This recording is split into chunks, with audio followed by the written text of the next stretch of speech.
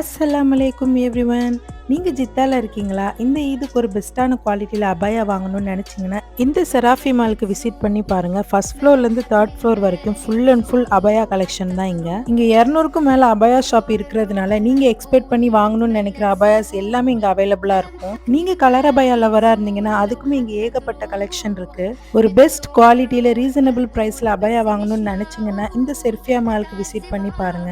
நானுமே எனக்கு பிடிச்ச மாதிரி இந்த இதுக்கு அபாயாஸ் கொஞ்சம் வாங்கிட்டு நோன்பு திறக்கிற டைம் வந்ததுனால ஃபுட் கோர்ட்க்கு போயிட்டோம். அல்பேக்ல நகட்ஸும் லார்ஜ் பர்கரும் தான் ஆர்டர் பண்ணியிருந்தோம். அதை நானே ஹஸ்பண்டும் ஷேர் பண்ணி சாப்பிட்டுட்டு அங்கே கொஞ்சமாக ஐஸ்கிரீம் ட்ரை பண்ணியிருந்தோம். அதுவுமே நல்லா இருந்தது. நோம்பு திறந்ததுக்கு அப்புறமா தலை வலிச்சதுனால அங்கே இருக்க கெஃபேக்கு தான் காஃபி குடிக்க போயிருந்தோம்.